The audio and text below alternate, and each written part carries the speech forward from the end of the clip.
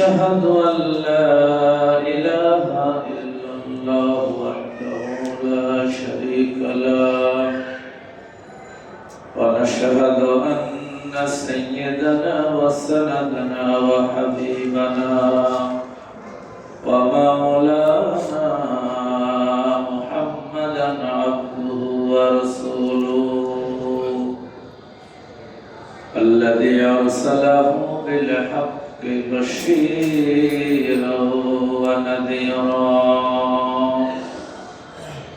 وداعيا إلى الله بإذنه وسراجا منيرا وقد قال الله تعالى في كلامه المجيد والفرقان الحميد أعوذ بالله من الشيطان الرجيم بسم الله الرحمن الرحيم سبحان الذي أسرى بعبده ليلا من المسجد الحرام إلى المسجد الأقصى باركنا حوله لنريه من آياتنا وعن أنس بن مالك رضي الله تعالى عنه قال قال رسول الله صلى الله عليه وسلم مررت ليلة أسري بقوم تطرد شفاههم بمقارد من نار قلت من هؤلاء يا جبريل قال كتباء أمتك الذين يقولون ما لا يفعلون ويقرؤون كتاب الله ولا يعملون به رواه مسند أحمد وقال تعالى في شان رسوله إن الله وملائكته يصلون على النبي يا أيها الذين آمنوا صلوا عليه وسلموا تسليما اللهم صل على محمد وعلى آل محمد كما صليت على إبراهيم وعلى آل إبراهيم إنك حميد مجيد সম্মানিত সমাগত একান্তপ্রিয় মুসল্লিবৃন্দ সকলকে সালাম জানাচ্ছি আসসালামু আলাইকুম ওয়া রাহমাতুল্লাহি ওয়া বারাকাতুহু মহান আল্লাহ রাব্বুল আলামিনের দরবারে লাখ কোটি শুকরিয়া আদায় করছি কালিমাতুশ শুকর আদায় করছি যিনি দয়া করে মেহেরবানি করে আযানের সাথে সাথে আল্লাহর ঘর মসজিদে আসার তৌফিক দিয়েছেন এজন্য সবাই সে মহান আল্লাহর দরবারে শুকরিয়া আদায় করি আলহামদুলিল্লাহ দুরূদ ও সালাম পেশ করছি বিশ্বনবী মুহাম্মদ রাসূলুল্লাহ সাল্লাল্লাহু আলাইহি ওয়াসাল্লাম করে শহীদদের কবুলিয়াত আত্মার মাগফিরাত কামনা করি আমি জুমা পূর্ব আলোচনা শুরু করছি গত জুমায় মেরাজের উপরে কিছু কথা বলেছিলাম আজকেও সে মেরাজ সম্পর্কিত কিছু কথা আমরা বলবো যে আজকে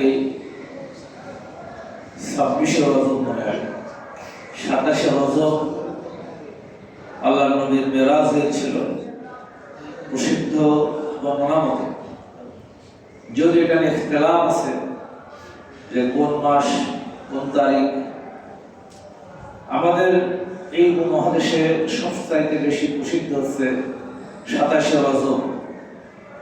আর রজব মাস বরকতপূর্ণ এই কারণে বলা হয়ে থাকে, আল্লাহ নবী মুহাম্মদ রাসূলুল্লাহ সাল্লাল্লাহু আলাইহি ওয়াসাল্লাম রজব মাস আসলে তিনি দোয়া করতেন, আল্লাহুম্মা বারিক লানা ফি রজবা ওয়া শাবানা ওয়া বাল্লিগনা রমাদান। আল্লাহ তাআলা আমাদের এই রজবে বরকত দান করুন, আমিন। শাবানে বরকত দান করুন এবং আমাদের হায়াত আল্লাহ তাআলা রমাদান পর্যন্ত পৌঁছে দেন। সবাই বলুন আল্লাহুম্মা আমিন। আল্লাহ রাব্বুল আলামিনের পক্ষ থেকে রাসূল সাল্লাল্লাহু আলাইহি ওয়াসাল্লামকে মেহমান হিসেবে যে মেরাজে নিলেন, এই মেরাজের মূল উদ্দেশ্য ছিল লিনুরিয়াহু মিন আয়াতিনা। আল্লাহ বলছেন যে আমার নিদর্শন সমূহ দেখানো। রাসূলুল্লাহ সাল্লাল্লাহু আলাইহি ওয়াসাল্লামকে আল্লাহর যত নিদর্শন আছে, যেগুলো আইনুল ইয়াকিন মানে সচক্ষে রাসূলুল্লাহ সাল্লাল্লাহু আলাইহি ওয়াসাল্লামকে দেখানোর জন্য আল্লাহ তাআলা মেরাজে নিয়ে গেলেন নবী মুহাম্মদ রাসূলুল্লাহ সাল্লাল্লাহু আলাইহি ওয়াসাল্লাম। সর্বপ্রথম এই মেরাজে রাসূলুল্লাহ সাল্লাল্লাহু আলাইহি ওয়াসাল্লামের সাথে সাক্ষাৎ হয় আমাদের আদি পিতা হযরত আদম আলাইহিস সালামের সাথে। আদম আলাইহিস সালাম আল্লাহর নবীকে জড়িয়ে ধরেন, আলিঙ্গন করেন এবং বলেন, আমার সবচাইতে সালেহ আওলাদ, আমার সবচাইতে পুণ্যবান, সবচাইতে মর্যাদাপূর্ণ সন্তান। রাসূলুল্লাহ সাল্লাল্লাহু আলাইহি ওয়াসাল্লাম বর্ণনা করেছেন, বুখারীর বর্ণনা, আদম আলাইহিস সালামের ডান পাশে কিছু রূহ ছিল আর বাম পাশে কিছু রূহ ছিল। ডান পাশে যে রূহগুলো ছিল এগুলো সব জান্নাতের রূহ, সুবহানাল্লাহ। আর বাম পাশে যারা ছিল তারা হচ্ছে জাহান্নামী রূহ, অর্থাৎ যারা আল্লাহর বিধান অনুযায়ী তাদের জীবন পরিচালনা করে না। এই পৃথিবীতে যারা কোরআনের বিধান মেনে চলে নাই, আল্লাহর একত্ববাদ তাওহীদকে গ্রহণ করে নাই, বরং শিরকের মধ্যে নিমজ্জিত ছিল, আল্লাহ রাব্বুল আলামিন সেই জান্নাতি আত্মাদেরকে এবং জাহান্নামী আত্মাদেরকে রাসূলুল্লাহ সাল্লাল্লাহু আলাইহি ওয়াসাল্লামকে দেখিয়েছেন এই মেরাজের রজনী। রাসূলুল্লাহ সাল্লাল্লাহু আলাইহি ওয়াসাল্লাম সপ্তম আসমানে ফেরেশতাদের কিবলা বাইতুল মামুর দেখেছেন, যে বাইতুল মামুরে বুখারী মুসলিমের বর্ণনা অনুযায়ী প্রতিদিন ৭০,০০০ ফেরেশতা বাইতুল মামুরে নামাজ আদায় করেন। কত হাজার ফেরেশতা? ৭০,০০০ ফেরেশতা। তবে এই ৭০,০০০ ফেরেশতা যারা একবার ওই বাইতুল মামুরে নামাজ আদায় করেন, কিয়ামত পর্যন্ত ওই ফেরেশতাদের বাইতুল মামুরে আর যাওয়ার সুযোগ পাবে না। তাই এই হাদিস থেকে বোঝা যায় যে ফেরেশতা আল্লাহ তাআলা কত পয়দা করেছেন, কত তৈরি করেছেন। প্রত্যেকটা জায়গায়, প্রত্যেকটা স্থানে, প্রত্যেকটা মানুষের কাছে আল্লাহ তাআলা একাধিক ফেরেশতা নিযুক্ত রেখেছেন, যে ফেরেশতাদের সহযোগিতার কারণে আমরা হাঁটতে পারি, আমরা টলে পড়ে যাই না। যে ফেরেশতাদের সহযোগিতায় আমরা দেখতে পারি, যে ফেরেশতাদের সহযোগিতায় আমরা খাদ্য গ্রহণ করতে পারি, যে ফেরেশতাদের সহযোগিতায় আমার খাদ্যগুলো পাকিস্তানে যাওয়ার পর হজম হয়, এই সব কিছু ক্ষেত্রে আল্লাহ রাব্বুল আলামিন এই ফেরেশতাদেরকে নিয়োজিত রেখেছেন। এদেরকে বলা হয় জুনুদুল্লাহ। কি বলা হয়? আল্লাহর সৈনিক। বলেন কি বলা হয়? আল্লাহর সৈনিক। এই কথা আল্লাহ তাআলা বলেছেন সূরা আত-তাওবার ৪১ নম্বর আয়াতে। আল্লাহ রাব্বুল আলামিন ওই তাবুক অভিযানের প্রাক্কালে তৎকালে মদিনার মসজিদে নববীতে বসা সাহাবীদের উদ্দেশ্যে বলেছিলেন, ইল্লা তানসুরুহু ফাকাদ নাসারাহুল্লাহ। যদি তোমরা এই কঠিন মুহূর্তে, যখন রোমানরা ইসলামের সাম্রাজ্যকে, মুসলমানদের ঐতিহ্য মদিনা ইসলাম রাষ্ট্রকে ধ্বংস করে দেওয়ার জন্য তারা প্রস্তুতি গ্রহণ করছে, ওই সময় যখন মুসলমানদেরকে বলা হলো এই রোমানদের মোকাবেলায় আমাদেরকে আল্লাহর পক্ষ থেকে অর্ডার করা হচ্ছে তাদের বিরুদ্ধে যুদ্ধ করার জন্য, তখন সাহাবীদের মধ্য থেকে অনেকেই বলল, আমাদের একটু সময় দেওয়া হোক, আমরা এখন যুদ্ধ করতে যাব, অনেক আবহাওয়া গরম, এখন আমাদের ফসল কাটার সময়। কেউ কেউ বলল, আমরা হুনাইনের যুদ্ধ থেকে আসলাম, এখন আমাদের শরীরের ক্ষতস্থান শুকায়নি, একটুখানি আল্লাহর কাছে আমাদের জন্য, ইয়া রাসূলুল্লাহ, আপনি আল্লাহর কাছে বলুন আমাদেরকে যাতে একটুখানি সুযোগ করে দেয়, সময় দেয়।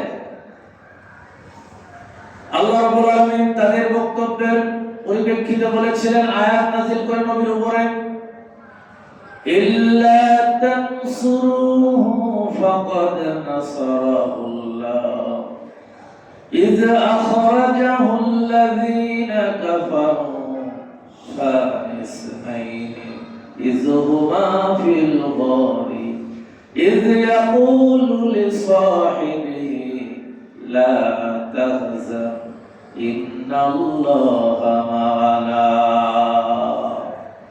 আল্লাহ রাব্বুল আলামিন ওই মদিনার মুসলমানদেরকে বললেন, তোমরা যদি আমার নবীর সাথে এখন বের না হও, আমার নবীকে যদি তোমরা সাহায্য না করো, সহযোগিতা না করো, আল্লাহ তাআলা বললেন, আমি আল্লাহ রাব্বুল আলামিন আমার নবীকে সাহায্য করব, সহযোগিতা করব। আমি তো আমার নবীকে এমন সময় সহযোগিতা করেছিলাম যেই সময় আমার নবীর সাথে কেউ ছিল না, মাত্র একজন তার সাথে ছিল। মক্কা থেকে যখন তাকে বিতাড়িত করা হলো, এই মক্কার জমিন থেকে যখন তাড়িয়ে দেওয়া হলো, আল্লাহ নবী তার একজন মাত্র সাথী আবু বকর রাদিয়াল্লাহু তাআলা আনহুর সাথে নিয়ে ওই সাওর পর্বতের উপর আশ্রয় নিলেন। ভূপৃষ্ঠ থেকে প্রায় ৩,৫০০ ফুট উপরে আল্লাহ নবী ওই গায়ে সাওরে আশ্রয় নিলেন। মক্কার কুরাইশরা আল্লাহ নবীকে হত্যা করার জন্য খুঁজতে খুঁজতে ওই সাওর পর্বতের মুখ পর্যন্ত পৌঁছে গেলেন। আল্লাহ রাব্বুল আলামিন সেই সাওর পর্বতকে সুন্দর করে আল্লাহ নবীর জন্য একটা প্রোটেকশন দিয়ে দিলেন। মাকড়সা এসে ওই গুহার মুখ কেমন ভাবে জাল বুনে দিল মুহূর্তের মধ্যে, ঠিক ওই মুহূর্তে একটা কবুতর এসে ডিম পেড়ে তা দিতে লাগলো। কাফেররা যখন এই গুহার মুখে পৌঁছে গেল, কাফেররা চিন্তা করলো, যেখানে মাকড়সা এত সুন্দর করে জাল বুনেছে, আর যে গুহার মুখে একটা কবুতর ডিম পেড়ে তা দেয়, এইখানে তো কোনো মানুষ আসতে পারে না। এই বলে তারা ওইখান থেকে চলে গেল। আল্লাহ রাব্বুল আলামিন আমার নবীকে সাহায্য করলেন, আমার নবীকে সহযোগিতা করলেন, কাফেরদের হাত থেকে রক্ষা করলেন। এবার আল্লাহ তাআলা বললেন, ও মুসলমানরা, মদিনার আনসাররা, ও মুহাজিররা, যদি তোমরা আমার নবীকে সাহায্য না করো, আমি আল্লাহ রাব্বুল আলামিন সাহায্য করব ঠিক ওইভাবে, যেমনি ভাবে ওই সাওর পর্বতের মুখে আমার নবীকে যেভাবে সাহায্য করেছিলাম। আল্লাহ রাব্বুল আলামিন বললেন, তোমরা কখনো এই চিন্তা করো না আমার শক্তি নাই। আমি আল্লাহ রাব্বুল আলামিন কোরআনের মধ্যে তোমাদের উদ্দেশ্যে বলে দিলাম, ফাকাদ নাসারাহুল্লাহ, আল্লাহ তাআলা সাহায্য করবেন। কি দিয়ে সাহায্য করবেন? এমন সৈন্যবাহিনী দিয়ে আল্লাহ রাব্বুল আলামিন আমার নবীকে সাহায্য করবেন, লাম তারাউহা, যা তোমরা দেখতে পারো না। এই যে লাম তারাউহা, যাদেরকে তোমরা দেখো না, এগুলো হচ্ছে সব আল্লাহ তাআলার সৈন্যবাহিনী, জুনুদুল্লাহ, আল্লাহর ফেরেশতা। এরা কি? আল্লাহর ফেরেশতা। এই ফেরেশতা দিয়ে সদা সর্বদা আমাদেরকে আল্লাহ রাব্বুল আলামিন হেফাজত করেন, দুনিয়াকে পরিচালিত করেন। আল্লাহ কোনো কাজ করার প্রয়োজন হলে আল্লাহ শুধু বলেন কুম, আর সাথে সাথে ফায়াকুনটা হয়ে যায়। এই সমস্ত কার্যাবলী পরিচালনা করেন আল্লাহ রাব্বুল আলামিন ফেরেশতা মণ্ডলী দিয়ে। কাদের দিয়ে? এই ফেরেশতারা বাইতুল মামুরে প্রতিদিন ৭০,০০০ ফেরেশতা নামাজ আদায় করে। যে ফেরেশতা নামাজ আদায় করে জমিনে চলে আসে, একবার নামাজ আদায় করার পর ওই ফেরেশতা কিয়ামতের আগ পর্যন্ত আর দ্বিতীয়বার বাইতুল মামুরে নামাজ আদায় করার সুযোগ পায় না। এই বাইতুল মামুর আল্লাহ নবী সচক্ষে দেখলেন, যেখানে অসংখ্য ফেরেশতা, ফেরেশতাদের কিবলা বলা হয় এই বাইতুল মামুর। আল্লাহ রাব্বুল আলামিন কুরআনুল কারীমের মধ্যে বলেছেন, আল্লাহ নবী সিদরাতুল মুনতাহা দেখেছেন। এই সিদরাতুল মুনতাহা এমন একটা জায়গা, আল্লাহ কুরআন বলছে ওর পাশে জান্নাত। পাশে কি রয়েছে? জান্নাত। সিদরাতুল মুনতাহা এর পাশে রয়েছে জান্নাতুল মাওয়া। আল্লাহ রাব্বুল আলামিন এগুলো সচক্ষে আমার নবীকে দেখিয়েছেন, কারণ আমার নবী যে সত্যের দাওয়াত মানুষের কাছে পেশ করছেন, যে সত্য প্রতিষ্ঠা করার জন্য আমার নবী সাহাবীদেরকে নিয়ে চেষ্টা করছেন, সেই সত্যের ধারক বাহক যিনি আল্লাহ রাব্বুল আলামিন তার নবীকে সচক্ষে এই জিনিসগুলো দেখানোর জন্য মেরাজে নিয়ে গেছেন, আল্লাহ সান্নিধ্যে নিয়ে গেছেন। সম্মানিত ভাই, সিদরাতুল মুনতাহায় আল্লাহ নবী 4টা নদী দেখেছেন। বলেন কয়টা নদী? 4টা। বুখারী মুসলিম। এই সিদরাতুল মুনতাহা এটাকে বলা হয় কুল বৃক্ষ। আল্লাহ রাসূল বলেছেন বুখারী বর্ণনায়, এই বৃক্ষের ফলগুলি ছিল কলস দ্বারা এরকম বড় বড় ফল ছিল, আর পাতাগুলো ছিল হাতের কান যেমন বড়, এইরকম বড় বড় পাতা। এই বৃক্ষের তলদেশ দিয়ে 2টা নদী প্রবাহিত হয়েছে। 2টা নদী চলে গেছে জান্নাতের দিকে। সুবহানাল্লাহ। কোন দিকে গেছে? জান্নাতের দিকে। আর 2টা নদী বাইরের দিকে গেছে। বাইরের দিকে যে 2টা নদী গেছে, ওইটা হচ্ছে, একটা নাম হচ্ছে নীল, আর একটা হচ্ছে ফুরাত। আর একটা কি? ফুরাত। ফুরাত অবস্থিত কোথায়? Baghdad, Iraq. আর একটা হচ্ছে মিশর। এই 2টা নদী প্রবাহিত হয়েছে জান্নাতের বাহিরে, অর্থাৎ মিশর এবং ইরাক। এই এলাকাকে আল্লাহ তাআলা বলেন বারাকনা হাওলাহু, এই চতুর্পাশকে আমি বরকতপূর্ণ করেছি। এই নদী 2টার মাধ্যমে এই এলাকাটাকে আল্লাহ রাব্বুল আলামিন বরকত দিয়ে পরিপূর্ণ করে দিয়েছে। বলে সুবহানাল্লাহ। আল্লাহ নবী এই দৃশ্য সচক্ষে দেখেছেন। সম্মানিত ভাইরা, রাসূলুল্লাহ সাল্লাল্লাহু আলাইহি ওয়াসাল্লাম জিবরিল আমিনকে এই সিদরাতুল মুনতাহাতে আসল আকৃতিতে দেখেছেন। প্রকৃত আকৃতি জিবরিল আমিনের 2টা পাখা আছে। কি আছে? 2টা পাখা। এই পাখার এত শক্তি, যদি তিনি এই পাখা দিয়ে দুনিয়াতে আঘাত করেন, দুনিয়া ভেঙে লণ্ডভণ্ড হয়ে যাবে। এবং এই পাখার শক্তি এত গতিসম্পন্ন, তিনি যখন ভ্রমণ করতে যান, কোথাও যেতে চান, চোখের পলকে দৃষ্টি সীমা অতিক্রম করে চলে যেতে পারে। সুবহানাল্লাহ। এই জিবরিল আমিনকে আল্লাহ নবী কুরআনের বর্ণনায় 2বার সচক্ষে দিয়েছেন। কয়বার? 2বার। একবার সিদরাতুল মুনতাহাতে, আরেকবার আল্লাহ নবী দেখেছেন সূরা আল মুদাসসিরের প্রথম 7 আয়াত অবতীর্ণ হওয়ার আগে, যেটা সহিহ বুখারী মুসলিমের বর্ণনা যে পাওয়া যায়। আল্লাহ নবী বিকাল বেলায় বের হয়েছিলেন। সূরা আলাকের প্রথম 5 আয়াত অবতীর্ণ হলো। এরপর সূরা আল ফাতিহা পূর্ণাঙ্গ সূরা অবতীর্ণ হলো। এরপরে বেশ কিছুদিন ওহী নাযিল বন্ধ ছিল। আল্লাহ নবী এই সময় খুব কষ্ট নিয়ে জীবন চালাতেন। কাফেররা কেউ কেউ বলতে শুরু করে যে মুহাম্মদের যিনি সাথী ছিলেন তিনি ত্যাগ করেছেন, চলে গেছেন। রাসূলুল্লাহ সাল্লাল্লাহু আলাইহি ওয়াসাল্লাম বলছেন, বুখারী বর্ণনা, আমি মাঝে মধ্যে এমন একাকিত্ব ফিল করতাম। যখন আমি কোনো পাহাড়ের উপর উঠতাম আমার মনে হতো পাহাড় দিয়ে ঝাঁপ দিয়ে নিচে পড়ে যায়, কিন্তু কোনো এক সত্তা এসে আমাকে ধরে রাখতো যাতে আমি লাভ দিতে না পারি। এমনই এক সন্ধিক্ষণে আমি একদিন বিকাল বেলায় বের হলাম। আমি দেখলাম এমন এক ব্যক্তি যিনি দুই পাহাড়ের দুই পা দিয়ে দাঁড়িয়ে আছেন। এই দৃশ্য দেখে রাসূলুল্লাহ সাল্লাল্লাহু আলাইহি ওয়াসাল্লাম বললেন, আমি প্রচন্ড ভয় পেয়ে গেলাম। আমি আর সামনের দিকে এগোতে পারলাম না। আমি সরাসরি বাড়িতে আসলাম। আমি খাদিজাকে বললাম, জাম্মিলুনি জাম্মিলুনি ইয়া খাদিজা, খাদিজা আমাকে কম্বল দিয়ে ঢেকে দাও।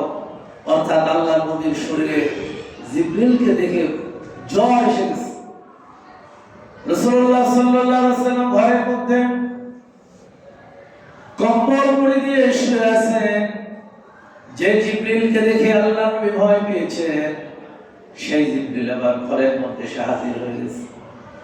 ঘরের মধ্যে হাজির হয়ে এসে বলছেন, ইয়া আইয়ুহাল মুদাসসির কুম ফাআনজির ওয়া রাব্বাকা ফাকাব্বির ওয়া সিয়াবাকা ফাতাহহির। আল্লাহর নবীর উদ্দেশ্য করে জিবরিল আমিন বললেন, হে কম্বলের মধ্যে শয়নকারী ব্যক্তি, এখন আর কম্বলের মধ্যে শুয়ে থাকার সুযোগ নাই। তুমি দাঁড়াও, উঠে পড়ো, সকল প্রকার পঙ্কিলতা মুক্ত করে নাও। তোমার উপর আল্লাহর পক্ষ থেকে এক মহান দায়িত্ব দেওয়া হয়েছে, ওই দায়িত্বের বোঝা পালন করার জন্য নিজেকে প্রস্তুত করো। আল্লাহ রাব্বুল আলামিনের হাবিবকে বলে দেয়া হলো, রব্বাকা ফাকাব্বির, তোমার রবের বড়ত্বের ঘোষণা দিয়ে দাও। ওই সময় মক্কা নগরীতে মসজিদে হারাম, যেই কাবার মধ্যে ৩৬০টা মূর্তি স্থাপন করা হয়েছিল, ওইগুলির কাছে তারা মাথা নত করতেন মক্কার মানুষগুলি। আল্লাহ রাব্বুল আলামিন নবীর মাধ্যমে ওই মক্কার কাফেরদেরকে শুনিয়ে দিলেন, তোমরা যার কাছে মাথা নত করো, যার কাছে তোমরা আশ্রয় প্রার্থনা করো, তার চাইতে অনেক অনেক গুণ বড়, লক্ষ কোটি গুণ বড় আমার আল্লাহ রাব্বুল আলামিন। আমি সেই মহান রবের বড়ত্বের ঘোষণা দিয়ে দিলাম। আর এই কাজ করতে গেলে তোমার পোশাক পরিচ্ছদকে মার্জিত করা লাগবে, রুচিসম্মত করা, সকলের কাছে গ্রহণযোগ্য পোশাক তোমাকে করতে হবে।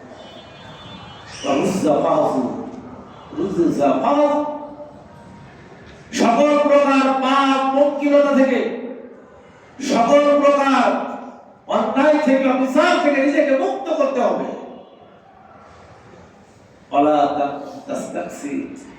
আল্লাহ তাআলা বলে দিলেন নবীকে, নবী, তোমার যে সম্পদ তুমি ব্যয় করেছো, খাদিজা তোমার যে সম্পদ দিয়েছে মানব কল্যাণে, যত সম্পদ তুমি ব্যয় করেছো, এই সম্পদ ব্যয়ের কোনো প্রতিদান তুমি চাইতে পারবে না। আর সেই মহান দায়িত্বের বোঝা তোমার উপরে চাপানো হচ্ছে। আল কোরআনের সমাজ প্রতিষ্ঠা করা, আল্লাহর বিধান অনুযায়ী মানব জাতিকে পরিচালনা করা, এই কাজ যখনই তুমি করতে যাবে, তখনই বাতিলের পক্ষ থেকে তোমার উপরে অত্যাচার আসবে, নির্যাতন আসবে, জুলুম আসবে। এরকম অত্যাচার, নির্যাতন, জুলুম যখনই আসবে, তখন তুমি তোমার রবের উপরে সবর ইখতিয়ার করবে, ধৈর্য ধারণ করবে। সুবহানাল্লাহ। আল্লাহ রাব্বুল আলামিন নবীকে দুইবার জিবরিল আমিনকে দেখিয়েছেন, একবার হচ্ছে সিদরাতুল মুনতাহায়, আর একবার হচ্ছে সূরা আল মুদাসসির নাজিলের প্রেক্ষাপটে। রাসূলুল্লাহ সাল্লাল্লাহু আলাইহি ওয়াসাল্লামকে এবার আল্লাহ রাব্বুল আলামিন সর্বপ্রথম জাহান্নামের শাস্তিগুলো দেখালেন, কোন অপরাধে কি শাস্তি, এরপরে জান্নাতের সুখ স্বাচ্ছন্দ্যগুলো দেখিয়েছে। আমি যে হাদিসটা তেলাওয়াত করেছি, আনাস ইবনে মালিক রাদিয়াল্লাহু তাআলা আনহু বলছেন, মারাতু লাইলাতা উসরিয়া বিহি, মেরাজের রজনীতে আমি যখন জাহান্নামের মধ্যে জাহান্নামকে দেখার জন্য আমাকে নিয়ে যাওয়া হলো, জিবরিল আমিন আমার সাথে করে জাহান্নাম দেখালেন। একটা কওমের কাছে আমাকে নিয়ে যাওয়া হলো। আমি দেখলাম ওই কওমের লোকদেরকে আগুনের কাছে দিয়ে জিহ্বাটা কাটা হচ্ছে, জিহ্বাটা কাটা হচ্ছে, রক্তে রঞ্জিত হয়ে যাচ্ছে। আবার কিছুক্ষণ পরে জিহ্বাটা আবার জোড়া লাগছে, আবার কাটা হচ্ছে। এইভাবে একের পর এক জিহ্বা কাটা হচ্ছে, আবার জোড়া লাগতেছে, আবার কাটা হচ্ছে। শাস্তির পর শাস্তি, অবারিত শাস্তি দেওয়া হচ্ছে। আল্লাহ বললেন, আমি জিবরিল আমিনকে জিজ্ঞাসা করলাম, মান হুম ইয়া জিবরিল, ইরা কারা? ক্বালা জিবরিল, জিবরিল বললেন, ইন্না উম্মাতুকুম, ইন্না খুতাবাউ মিন উম্মাতিকুম।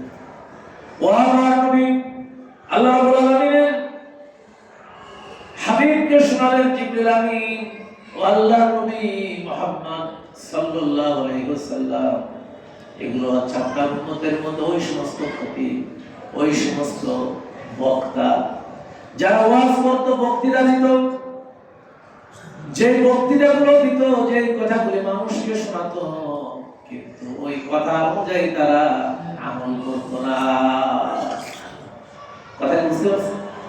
তাহলে খতিবদেরকে ধরা হবে একবার, এই জায়গায় বসে তারা কথা বলবে, স্টেজে দাঁড়িয়ে যারা বক্তৃতা দেবে, উম্মতের নেতা হিসেবে প্রত্যেকটা খতিবকে আল্লাহ রাব্বুল আলামিন কিয়ামতের দিন আসামি কাঠগড়ায় দাঁড় করাবেন, যে তুমি যা বলেছো তা বলছো। আল্লাহ রাব্বুল আলামিন সূরা সাফের 2 নম্বর আয়াতে বলেছেন,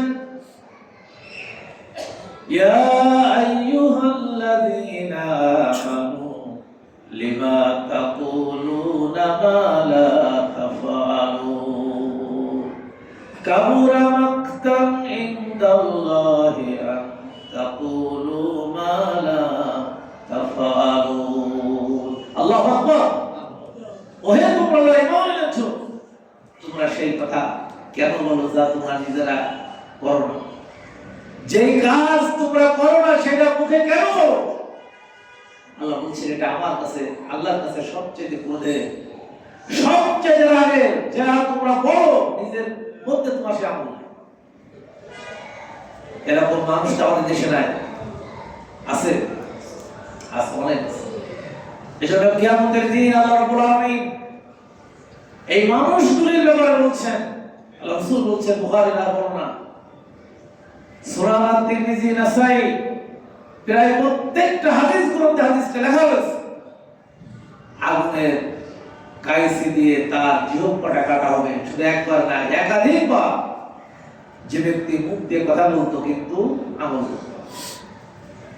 ওয়ায়াকরাউনাল কুরআন, এরপরে কোরআন তেলাওয়াত করতো, ওয়ালা ইয়ালামু বিহি, কিন্তু ওই কোরআন অনুযায়ী জীবন পরিচালনা করত না।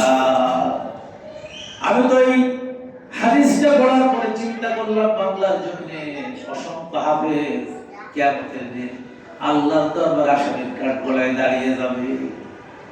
অসংখ্য হাফেজ কোরআন তেলাওয়াত করে, সুন্দর তেলাওয়াত দিয়ে মানুষকে বিমোহিত করে, কিন্তু ওইটার অর্থ কি বুঝে না। আর যদি না জানে এর আমল করবে কিভাবে?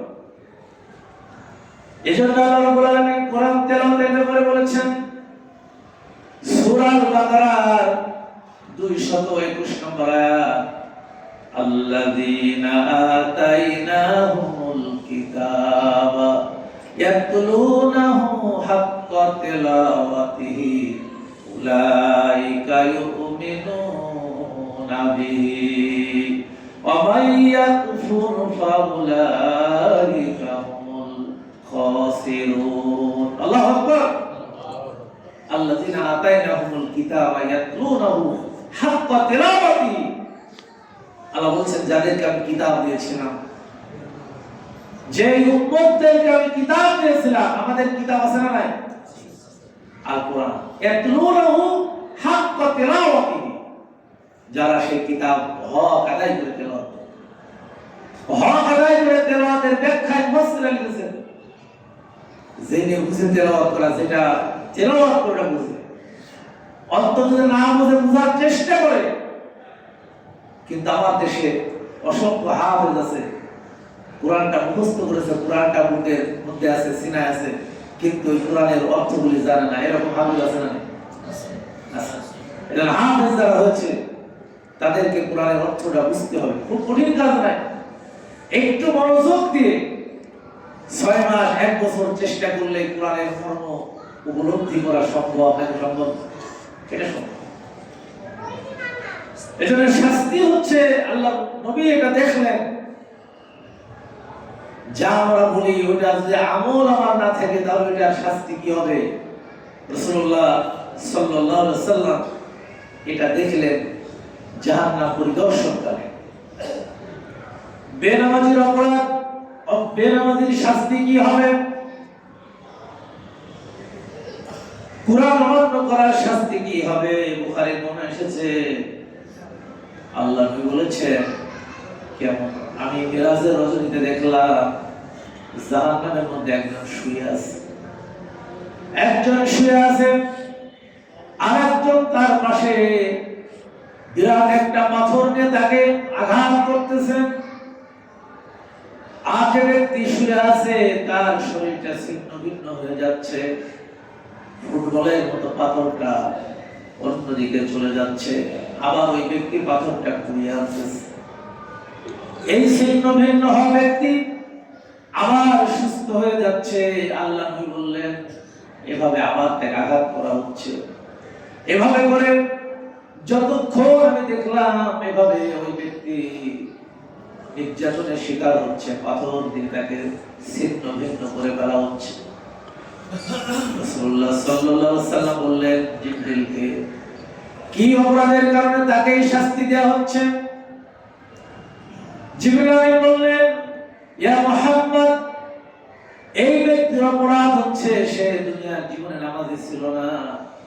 5 ওয়াক্ত নামাজ আল্লাহ তাআলা মেরাজের রাসূলের মাধ্যমে দিলেন, আল্লাহ নবীর মাধ্যমে 5 ওয়াক্ত নামাজ দিলেন আমাদেরকে। এই 5 ওয়াক্ত নামাজটা সেই ব্যক্তি আদায় করত না, আর এই কারণে তার উপরে এই শাস্তির বিধান আল্লাহর পক্ষ থেকে জারি হয়ে গেছে। নামাজ না পড়লে কখনোই আল্লাহর জান্নাতে যাওয়া সম্ভব হবে না। হবে না? নামাজ বেনামাজের শাস্তির কথা আল্লাহ রাসূল সাল্লাল্লাহু আলাইহি ওয়াসাল্লাম বুখারীতে বর্ণনা এসেছে, মেরাজের রজনীতে আল্লাহ রাসূল এটা দেখে এসেছে। আর কোরআনের মধ্যে যেটা বলা আছে, ইয়াউমা ইউকশাফু আন সাকিন ওয়া ইউদআউনা ইলা সুজুদ ফালা ইয়াসতাতিউন খাশিয়াতান আবসারুহুম তারহাকুহুম জিল্লাহ। আল্লাহ রাব্বুল আলামিন বলেন, কিয়ামতের দিন আল্লাহ রাব্বুল আলামিন 50,000 বছর কিয়ামত দিবসের স্থায়িত্ব হবে। সূরা মারিজের 4 নম্বর আয়াত আল্লাহ তাআলা বলেছেন, কানা মিকদারুহু 50,000 সানা। 50,000 বছর মানুষ দাঁড়িয়ে থাকবে কিয়ামতের মাঠে হিসাবের অপেক্ষায়।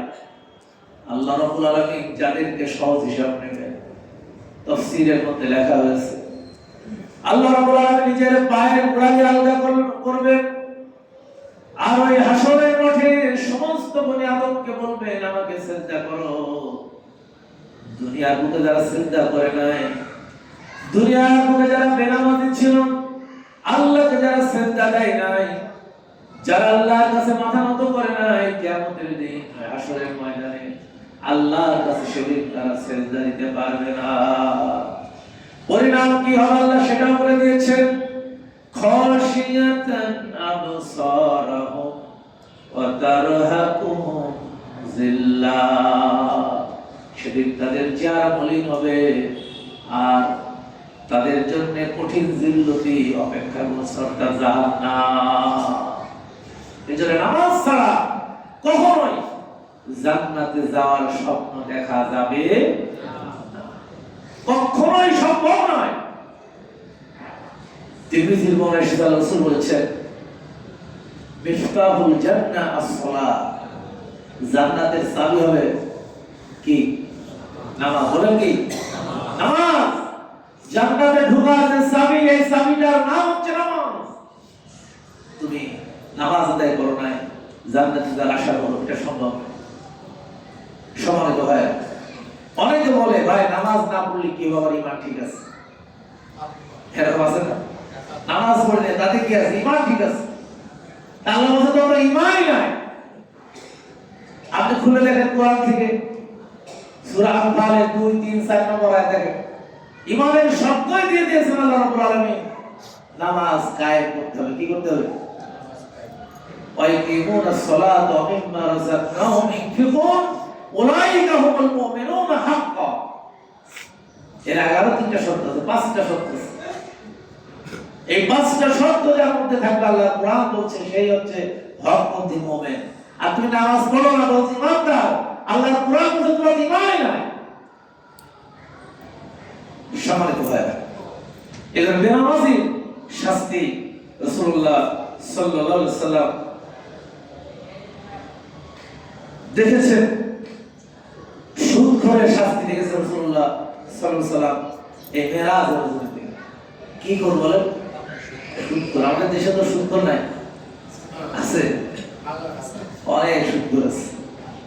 সুদখোররা জাহান্নামে ছাড়া জান্নাতে যাওয়ার স্বপ্ন দেখা বৃথা। কখনোই সুদখোররা জান্নাতে যেতে পারবে না। আল্লাহ রাসূল বলছেন, আমি দেখলাম জাহান্নাম